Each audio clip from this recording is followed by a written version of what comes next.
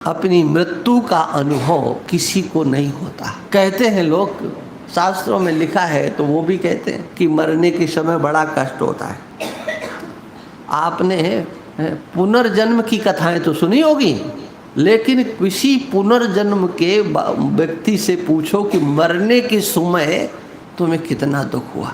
कहीं पर भी आप सैकड़ों, आजकल तो यूट्यूब पर कि वहाँ उसका जन्म, वहाँ उसका जन्म, तो उन सबके से पूछ लो कि मरने के समय तुम्हें कितना दुख हुआ। नहीं होता है, क्योंकि आपके स्वरूप में मृत्यु नहीं। जब मृत्यु नहीं तो मृत्यु का दुख कैसे? मृत्यु हो, समझ रहे ना मेरी बात? मृत्यु हो तो मृत्यु का दुख भी हो। जब मृत्यु ही नहीं है तो मृत्यु का दुख कैसे? जब जन्म ही नहीं है तो जन्म का दुख कैसे? ये सहज अवस्था है।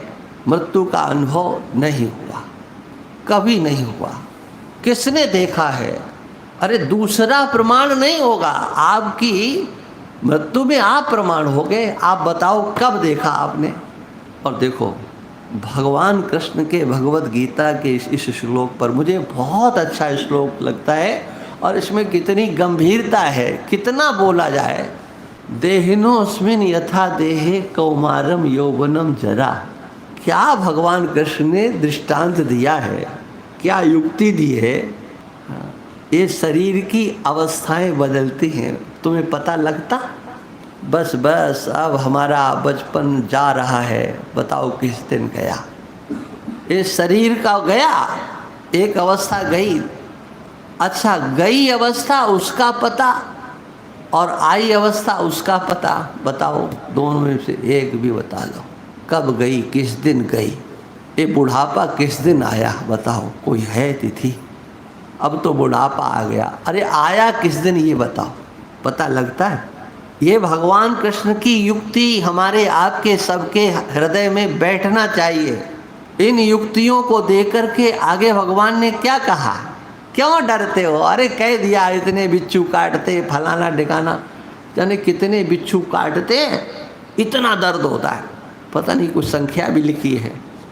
हम तो ये कहते हैं क्या, 4 बिच्छू एक साथ काट ले और उसके बाद फिर 1000 बिच्छू काटे।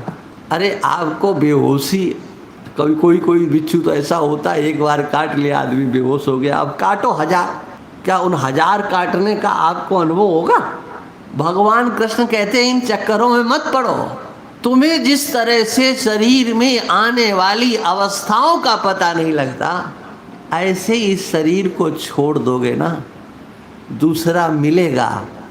अरे कोई तकलीफ होने वाली नहीं है, डरो मत।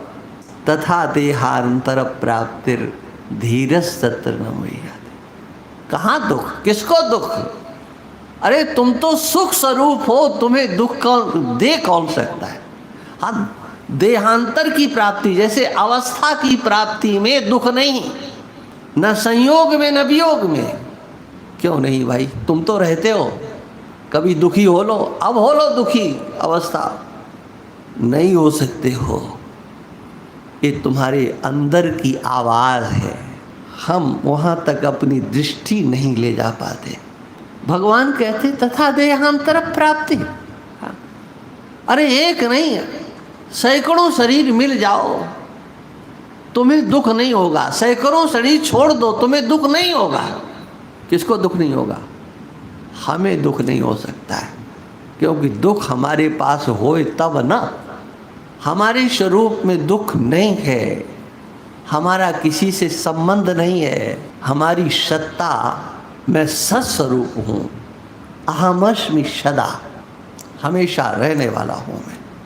स्वरूप क्या है? हाँ, ज्ञान मात्र, चिन्ह मात्र। ये चैतन्य ही मेरा स्वरूप है, ज्ञान ही मेरा स्वरूप है। मैं हूँ, ये सत है, सत। लेकिन इस सत में हूँ शब्द एक ज्ञान से ओतप्रोत है। हूँ शब्द में आपका ज्ञान बैठा हुआ है।